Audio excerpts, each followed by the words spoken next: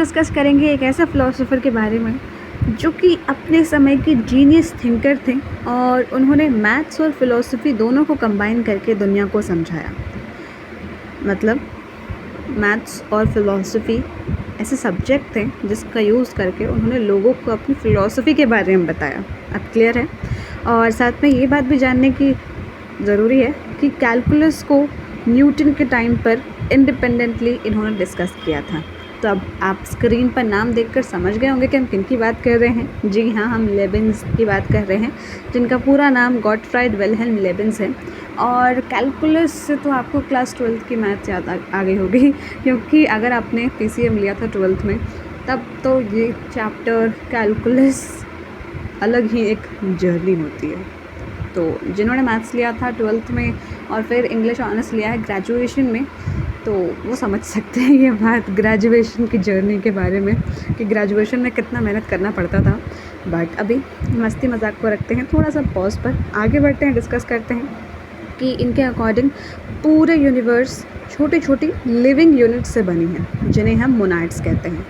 मतलब आप ऐसा समझिए कि जैसे हम कहते हैं ना कि ये दुनिया इनफाइनाइट पार्टिकल से मिलकर बनी है, लिविंग पार्टिकल से, तो उसी थ्योरी का एक एक्सटेंशन है कि ये भी कह रहे हैं कि हर एक चीज़ दुनिया में एक छोटी लिविंग यूनिट से मिलकर बनी है और उसी लिविंग यूनिट को यहाँ पर नाम मोनाड्स दिया गया है। तो अब जब हम लोग आगे मोनाड्स के बारे में डिस्कस करेंगे तब कंफ्यूज नहीं होना है कि मोनाड्स क्या है, ठीक है।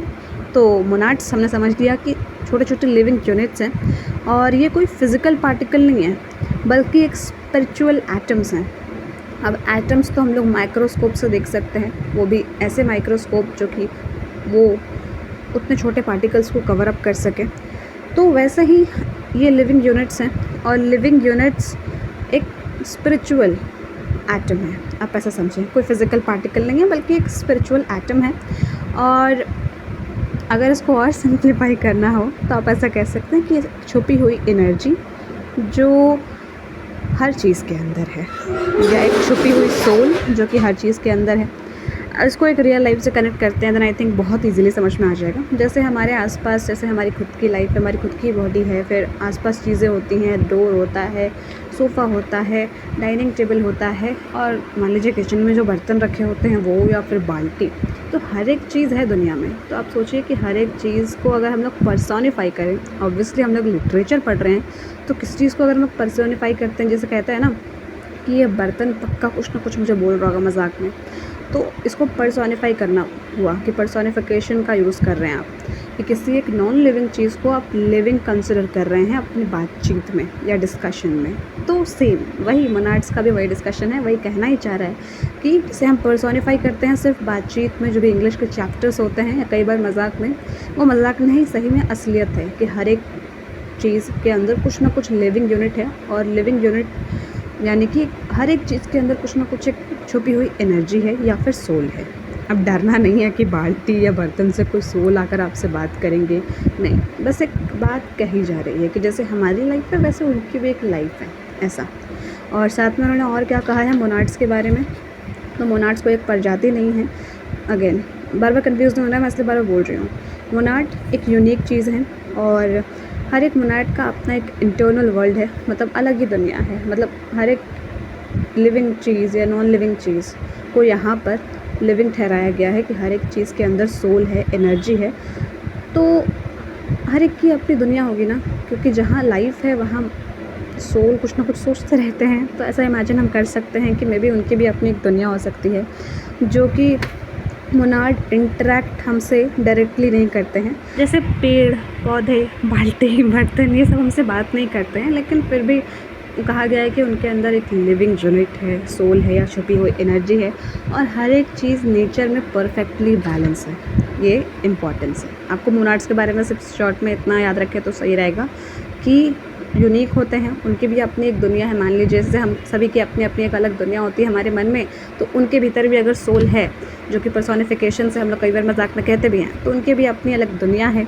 और साथ में ये भी कि वो हम लोग से डायरेक्ट, यानी ह्यूमन बींग से डायरेक्ट इंटरेक्ट नहीं करते, बट फिर भी ह्यूमन बींग्स, वो सारी चीज़ें, हर एक चीज़ परफेक्टली ऑर्गेनाइज्ड है इस दुनिया में और सब खुशी से रह रहे हैं हम, ऐसा। फिर इन्होंने बात की है गॉड के रोल के बारे में कि ये दुनिया ही सबसे बेस्ट पॉसिबल वर्ल्ड है जो गॉड ने क्रिएट किया है, क्योंकि गॉड तो सब कुछ जानते हैं और उन्होंने एक परफेक्ट बैलेंस बनाया है सभी चीज़ों में, कि कभी कुछ दुख लाइफ में आता है या कभी कोई प्रॉब्लम आते हैं या कभी खुशी होती है। तो परफेक्ट बैलेंस है और दुनिया ने एक परफेक्ट दुनिया, ये जो क्रिएशन है ये एक परफेक्ट वर्ल्ड का क्रिएशन है जो कि गॉड ने किया है। क्योंकि गॉड सब कुछ जानते हैं। फिर माइंड और नॉलेज के बारे में कहा है कि नॉलेज एक डेवलपमेंटल प्रोसेस है। मोनार्ड्स ग्रेजुअली अपनी क्लैरिटी बढ़ाते हैं। सबसे परफेक्ट मोनार्ड गॉड हैं जिसके पास प्योर नॉलेज और क्लैरिटी होती है, और हम एज ह्यूमंस सीखते हैं और अपनी रीज़न से क्लैरिटी सीख करते हैं। इन द सेंस कि मोनार्ड्स मतलब अभी तक हम लोग क्या कर रहे थे, एग्जाम्पल में नॉन लिविंग थिंग्स को कंसिडर कर रहे थे, लेकिन मोनार्ड्स तो हर एक लिविंग यूनिट हो गई ना। तो हमारे ह्यूमन बींग्स में भी तो लाइफ एग्जिस्ट करती है, तो हम सभी मोनार्ड हैं। इनफैक्ट यहाँ पर इन्होंने गॉड को भी मोनार्ड कंसिडर किया है कि उनके पास सबसे प्योर सोर्स ऑफ नॉलेज है। और रही बात ह्यूमन बींग्स की, तो ह्यूमन बींग्स के पास नॉलेज है, लेकिन वो लॉजिक और रीजनिंग से अपने आप को क्लैरिटी देते हैं और नॉलेज रिसीव करते हैं। और फिर एट द एंड उन्होंने बात की है फ्रीडम और हैप्पीनेस के बारे में।